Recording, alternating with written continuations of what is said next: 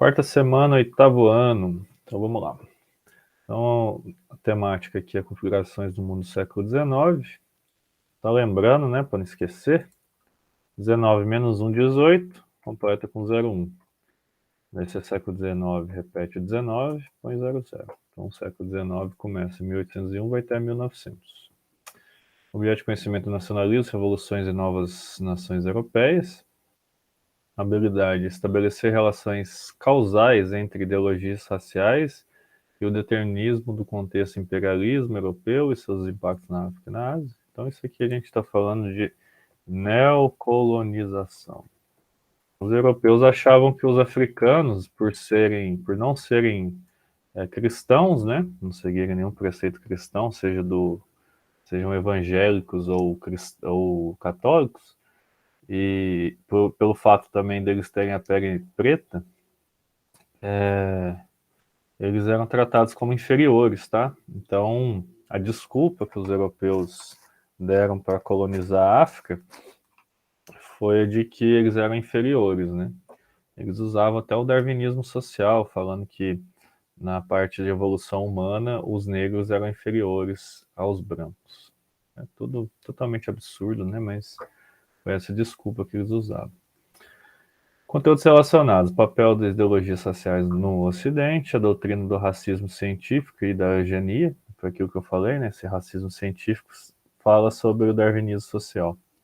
Para quem não sabe quem foi Charles Darwin, foi um estudioso, né? um biólogo, que ele percorreu o mundo todo e escreveu um livro que chamou Origem das Espécies, né? E, obviamente, publicou outros livros, mas só que esse é o mais importante na história dele, em que ele fala sobre a parte da evolução, né?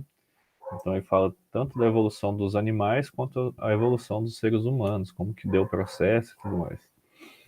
Efeitos e consequências da dominação europeia nos países africanos e asiáticos, produtos e riquezas minerais extraídos da África. Tema: imperialismo e racismo, frutos da industrialização. Então vamos lá, vou começar com o texto. Olá, estudante. Nessa semana daremos continuidade aos estudos do século XIX na Europa e suas consequências para os povos e nações de todos os continentes. Analisaremos a dinâmica da segunda fase da Revolução Industrial, aprofundaremos a política imperialista em seus dobramentos ideológicos. Então lá que eu falei, darwinismo social e as teorias raciais de eugenia. Imperialismo e racismo, frutos da industrialização. Então ele está relacionando a industrialização com o imperialismo e o racismo. O imperialismo é quando os países se colocam acima dos demais, né? Um país imperialista que quer dominar um outro país que ele considera fraco, entre aspas, né? De alguma forma, ou inferior, de alguma forma.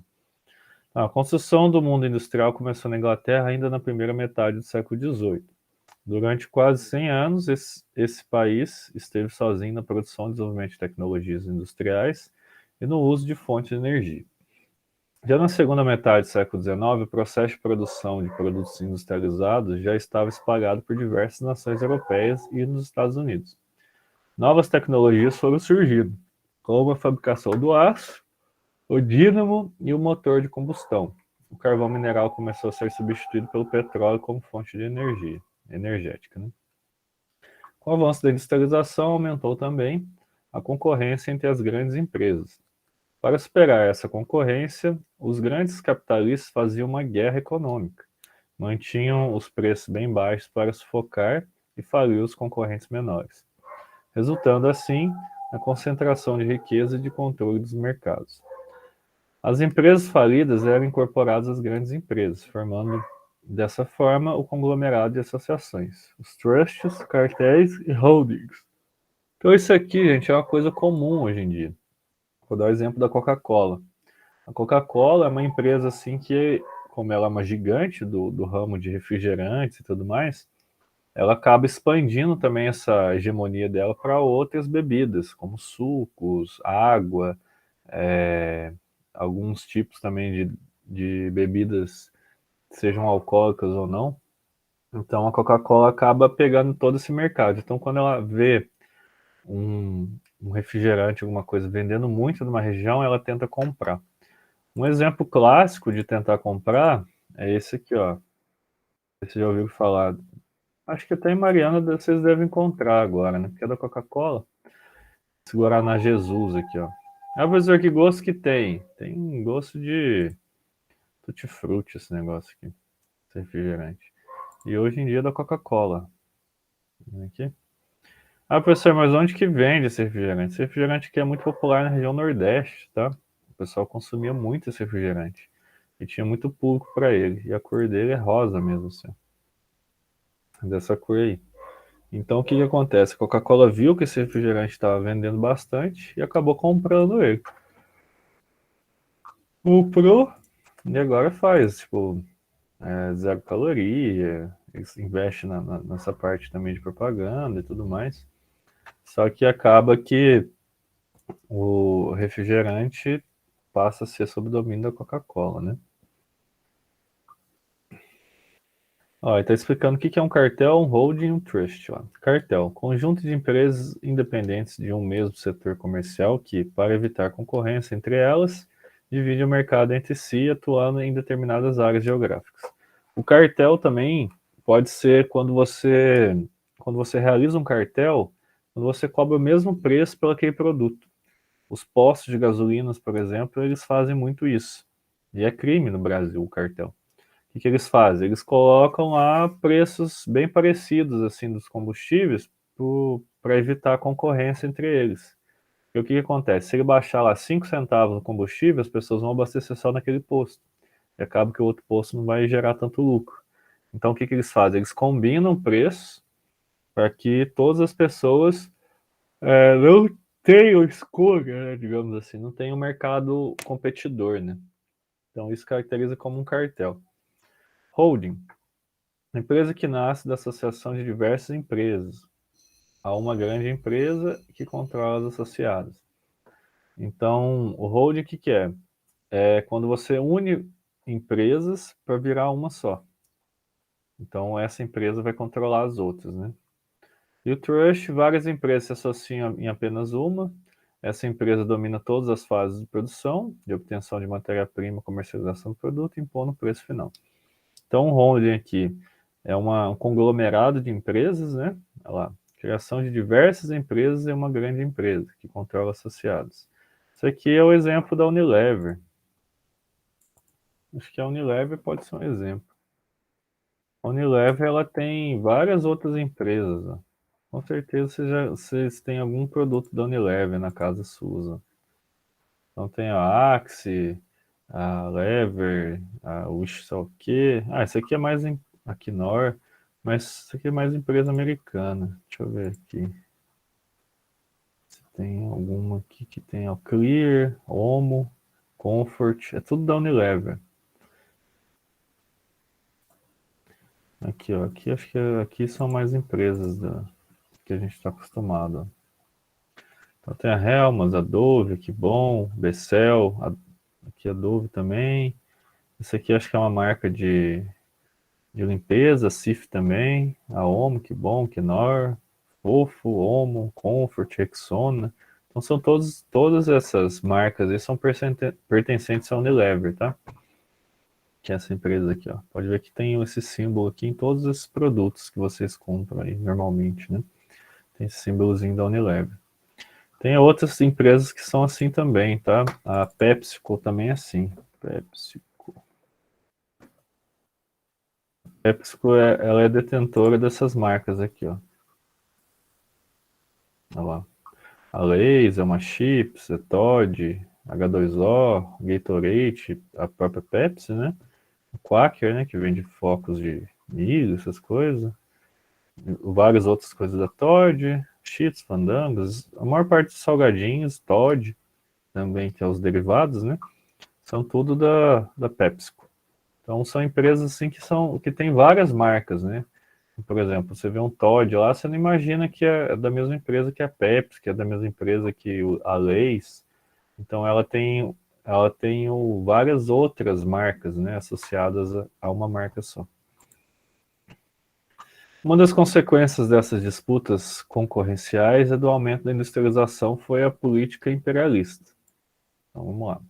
Imperialismo ou neocolonialismo foi, a partir de 1870, disputa entre potências capitalistas por colônias ou áreas de influência e exploração dos continentes africano e asiático, preferencialmente.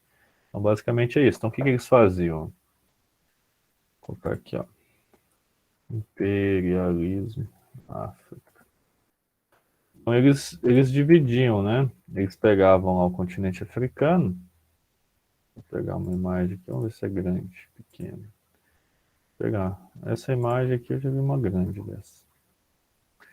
Então, o que a gente vê nesse mapinha aqui, né? Isso aqui está o continente africano, né? Aqui em cima está a Europa, só um pedacinho dela aqui, ó.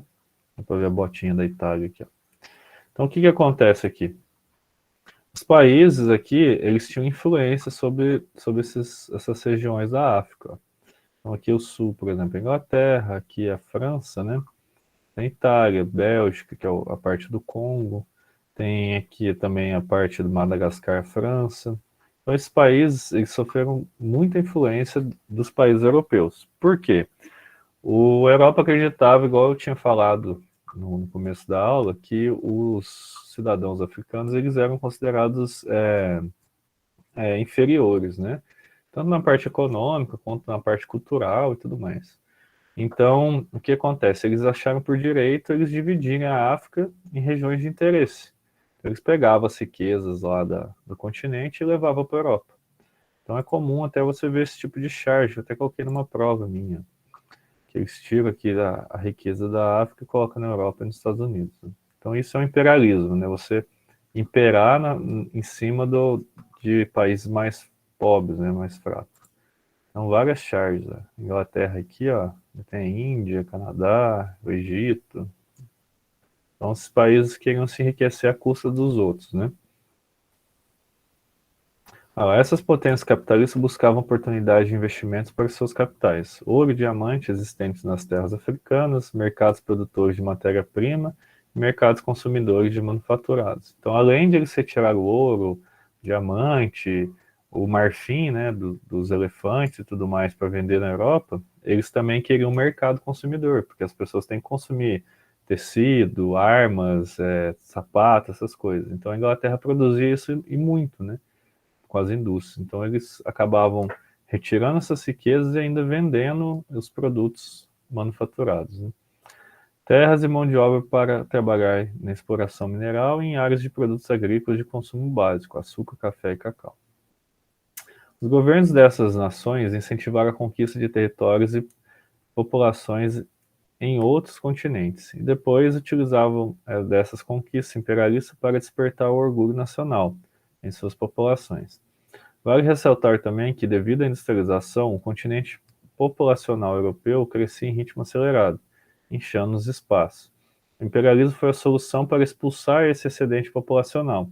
Esses migrantes, que saíram aos milhões da Europa, auxiliaram na dominação de seus países sobre os povos de outros continentes. Vale destacar que, durante todo o processo de dominação, as populações asiáticas e africanas resistiram às presenças exploratórias e racistas das nações europeias. É o caso da Guerra do Ópio e a revolta dos Boxers na China. Então aqui está o continente africano, né? Na África em 1870. Então você vê assim que grande parte do continente não sofria tanta influência, mais aqui os setores que ficam próximos do oceano, né? Depois, no ano 1895, olha para você ver a dominação da Europa. Então aqui ó, tem população britânica, independente, alemão, belga, turco, espanhol, português. Então a gente vê que várias áreas na África foram ocupadas por países europeus, né? Teorias racistas do século XIX. Eu só ver um negócio, vamos ver quantas questões. 5 questões. Vamos terminar isso aqui. Além das ações econômicas típicas do imperialismo, outra herança do processo de neocolonização do século XIX foi a construção identitária e imagética das populações africanas, asiáticas e europeias.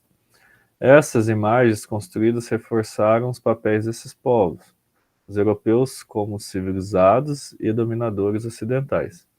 Os povos africanos como bárbaros e os povos orientais como primitivos dominados. Pensadores europeus durante o processo de imperialismo desenvolveram um conjunto de ideias que ficou mais conhecido como darwinismo social. De acordo com o pensamento darwinista social, as raças humanas passam por uma longa evolução e somente as mais aptas sobrevivem. Nessa luta pela vida, o triunfo se dá somente pelas raças superiores, entre aspas aqui. O darwinismo social se apoia em dois equívocos. O da existência de raças humanas, que na verdade não existe a raça humana é uma só, né? E a ideia de superioridade da raça branca perante as outras raças, negra, amarela e mestiça. Então, o que acontece? Alguns pesquisadores acreditavam que os negros representavam uma raça diferente da raça branca. Só que se a gente estudar a gênese do ser humano na Terra, né, o início, a gente vê que os primeiros Homo sapiens eles vieram da África e eles eram negros.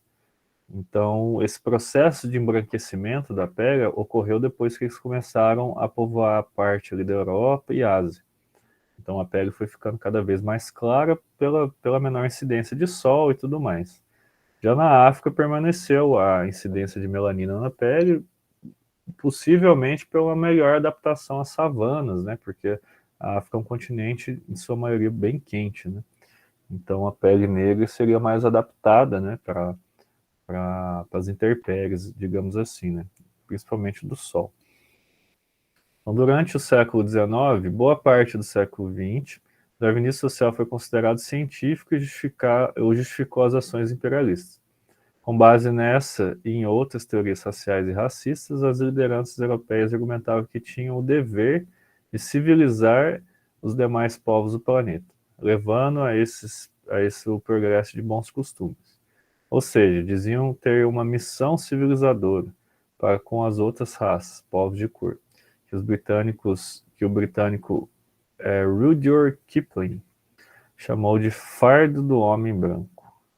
Olha pra você ver, os caras chamam de fardo ter que colonizar o continente africano. É um absurdo, né? A eugenia foi um conceito criado na Inglaterra em 1883 que se difundiu em diversos países no começo do século XX, especialmente nos Estados Unidos e na Alemanha. Apesar da roupagem científica em torno do termo, o movimento eugenista foi essencialmente social, visando a exclusão de elementos indesejados na sociedade a fim de melhorar geneticamente a população. Para isso, teorizava que era preciso cruzar pessoas com boas características genéticas. Isso aqui, a eugenia foi defendida muito também pelo Hitler, tá? Então, o que acontece é que na Alemanha, no período nazista, ele acreditava que a raça ariana seria superior. Então, você extinguir as outras raças seria uma maneira de você ter uma raça pura, né? Uma população que tivesse as melhores características genéticas, coisa que é idiota demais também. No Brasil, a eugenia foi abraçada por médicos, cientistas, jornalistas e intelectuais da época. Também defendia uma série de práticas para melhorar a nação brasileira. Quem falou alguma coisa aí? Eu não estou vendo o chat, né? Ah, tá travando. Deve ser a internet sua, Otávio. Mas tá gravando também. Qualquer coisa eu coloco lá no YouTube, tá? Não tem problema não. Esquenta não, que depois qualquer coisa você assiste. Nos jornais não era comum encontrar artigos exaltando a eugenia, pedindo para a melhoria de raça brasileira. Um dos seus notórios defensores foi o escritor Monteiro Lobato. Aí, ó, o menininho do sítio do Pica-Pau Amarelo. Tanto é que os personagens negros que ele tinha no sítio do Pica-Pau Amarelo, quais eram, vocês sabem? Quem que era negro no sítio do Pica-Pau Amarelo? E aí? Saci Pererê e Tia Anastácia. O Saci e a Tia Anastácia, né? Então o Saci era um personagem negro e a Tia Anastácia. E a Tia Anastácia. E a Tia Anastácia era o quê? Era uma empregada, né? Ela trabalhava lá, né, na casa da... Como que chama? A outra personagem mesmo, que eu esqueci o nome dela. Dona Benta? Eu não sei como que chamava ela. Ah, Dona Benta, é isso mesmo. Então o que acontece? Ela era como se fosse uma representação de uma escrava, né, que trabalhava na casa. E o Saci era um personagem bem controverso, né, porque o Saci pregava peça nas pessoas, né. Então são dois personagens assim que digamos que eram indesejados. Ela, no caso, ou melhor, o Saci era um personagem indesejado e a tia Anastácia era um personagem assim submisso a ela trabalhava na casa da Dona Benta, né? Então, pra você ver como o Monteiro Lobato também articulava isso até em contos de crianças, né? O resto dos personagens eram todos brancos. Atividades. Leia o discurso de Jules Ferry, ministro da França do século XIX. As raças superiores têm um direito perante as raças inferiores. Há para elas um direito porque há de haver dever para elas. As raças superiores têm o dever de civilizar as inferiores. Qual a justificativa de dominação do ministro francês? Em quais teorias ele apoiou para defender tal discurso? Então, não é difícil, né? A justificativa baseia-se na dominação de raças, aqui ó, raças humanas superiores frente a raças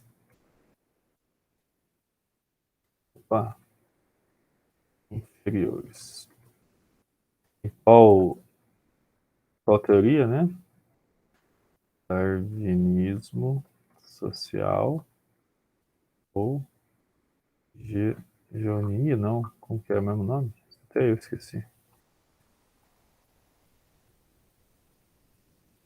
Eugenia, né? Cadê aqui? Eugenia, isso mesmo. Colocando gel, que não tem nada a ver.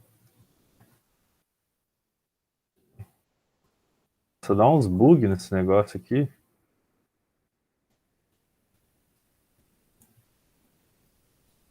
Ó. Tá doido.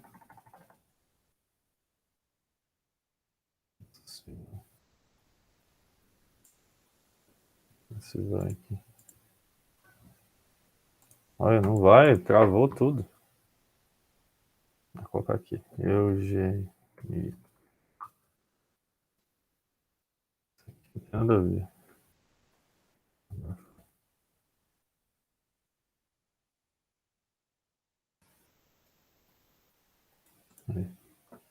Eugenia. Explica os princípios do darwinismo social. O darwinismo social foi uma teoria sem embasamento.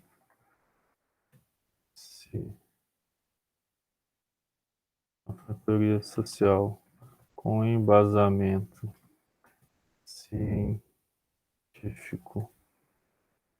tá entre aspas aqui, mentiroso, onde conceitos de Darwin foram empregados para os seres humanos.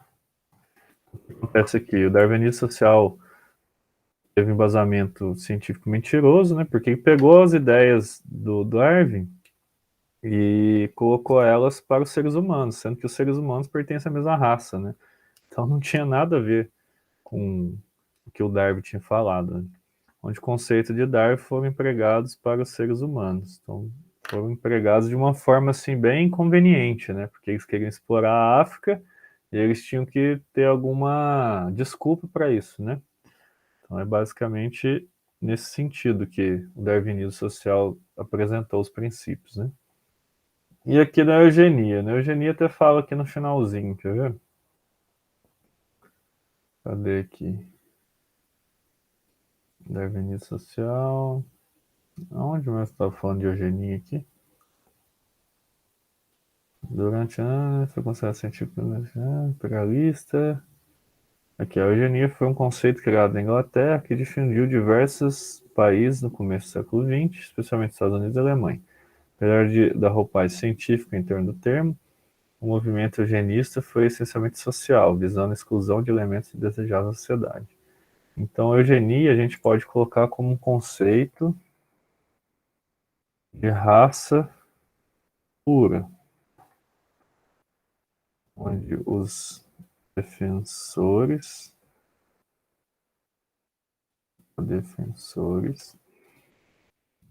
colocavam algumas características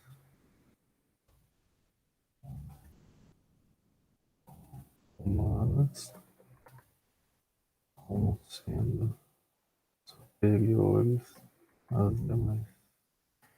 Ainda assim, o conceito racista e xenofóbico. Xenofobia é aversão a estrangeiros, tá? Então, tipo, pessoas que vêm de outros lugares, têm culturas diferentes e tudo mais. É o conceito de quem tem aversão a essas pessoas, quem não gosta dessas pessoas. Né? Se vocês tiverem dúvida, alguma coisa, você pode falar até aí tranquilo? Vocês estão entendendo as respostas? Tô entendendo, pessoal. Então, beleza. Tá, você deu uma melhorada aí? Qualquer coisa, sai e entra de novo. Se estiver ruim, às Acho que vezes tava melhora. saindo, pessoal. Ela saiu? Sim. Aí ela tá reclamando que tava travando. Leia o trecho do poema e identifique as ideias presentes no mesmo. Assumi o fardo do homem branco. Enviai os melhores dos vossos filhos. Condenai vossos filhos ao exílio, para que sejam os servidores de seus cativos. Então, leia o trecho do poema e identifique as ideias presentes no mesmo. Então, assumir o fardo do homem branco. Já começa aí, né? Que fardo que o homem branco carrega, né? Mas tudo bem. Enviai os melhores dos vossos filhos, condenai vossos filhos ao exílio. Então, sair do lugar onde eles vivem, para que sejam servidores dos seus cativos. Seus cativos seriam os negros, ou os índios, ou os asiáticos, né? Então, qual que é as ideias presentes no texto?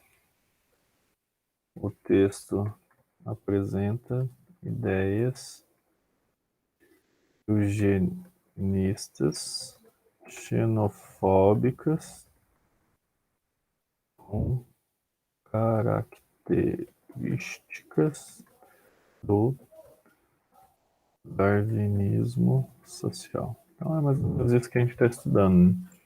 Então, para que sejam servidores de seus cativos. Então, tipo, como eles são brancos, então eles são melhores que as outras pessoas. Eles devem ir para fora do país para ensinar eles a ser civilizados. Né? Coisa absurda.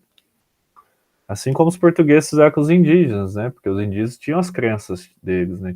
Tinham a religião deles. Daí os jesuítas foram lá e obrigaram eles a seguirem o catolicismo, né? É uma coisa absurda, né? De impor uma religião. Explique quais os prejuízos para os consumidores da formação de cartéis e trustes de empresas. A gente pode colocar aqui, ó, os cartéis e trusts fazem com que diminuam a concorrência entre empresas de um mesmo produto. Com isso, o consumidor é afetado, pois não há disputas comerciais. Assim, o preço dos produtos são sempre negociados pelas empresas, onerando o consumidor. Bom, os cartéis de preço fazem com que diminua a concorrência entre as empresas de um mesmo produto. Com isso, o consumidor é afetado, pois não há disputas comerciais, assim o preço dos produtos são sempre negociados. Vou colocar aqui o mesmo valor. Não tem como pagar, mas eu vou falar para você.